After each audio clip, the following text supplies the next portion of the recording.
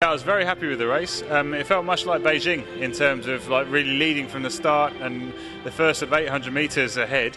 But I think having only come back into the sport in February this year, I'm probably lacking a little bit of the fitness that I need for the last part of the race. So having led for 800 metres, I just got passed by Max Hoff from Germany at the end. But it was great to give him a hard race and to work so well. I think for me, I'm an older athlete. When I look down the start list and you see the year of birth, I'm about the only one in the 70s.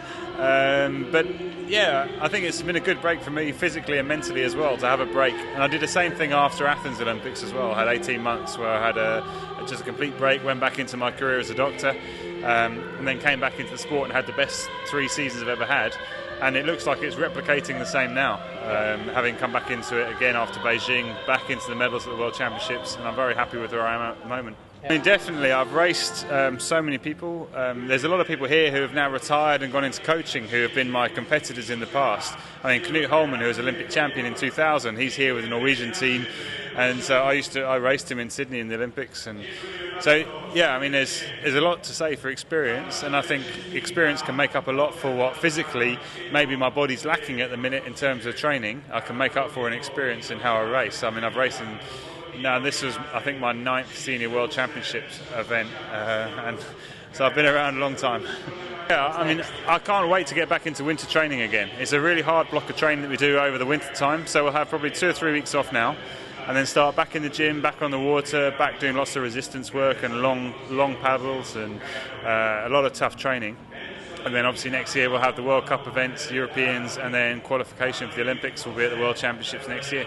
No, qualifications always be difficult. First of all, it's going to be qualification on a world stage, so it's going to be trying to qualify at the World Championships, but then that's qualifying a place for GB. After that, then there are quite a few actually talented young athletes that are coming through at the moment. Paul Wycherley is a fast athlete, Ben Farrell, those sort of guys are fast in the 1,000 metre in the single.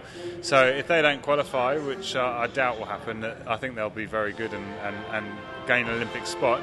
But say they weren't to qualify, then they would be contesting for the spot that I qualified. But yeah, there's plenty of people there in GB to keep me on my toes. Very much. I mean, in terms of my speed, the fastest I need to be will be in the final of the Olympic Games in 2012.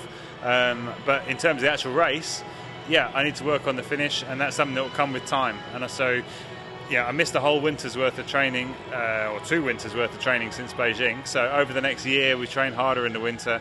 And I'm pretty confident that by the time it comes to next year's World Cups and World Championships and Europeans, that I'll be right back up there again and have a strong finish. We're very lucky in the UK that we've got the National Lottery funding. For me, it's made a massive difference because it meant that I could afford to take time out from my career as a doctor to be a full-time athlete. And it's proven that my results have been better as a full-time athlete than when I was trying to work part-time and trying to compete and train and everything. So for us, for the support from the UK sport and the lottery funding, and then obviously now with some sponsors since Beijing, it means that I can be a full-time athlete. I can apply 100% of my effort into my training, and it's getting me to be the fastest and the best athlete I can be when I represent Great Britain. Yeah, I think certainly since Beijing it was kind of strange. The 18 months I had off went by very, very fast. So when I started back training, it felt like I'd never left the sport, and coming back into the World Cups felt like I never left. So it's all here, it's all up in my head, and yeah, I was nervous coming into the World Championships, first major race since the Olympics, but I'm very, very happy the way it's gone. I'm 100% on target for where I want to be in the build-up to London.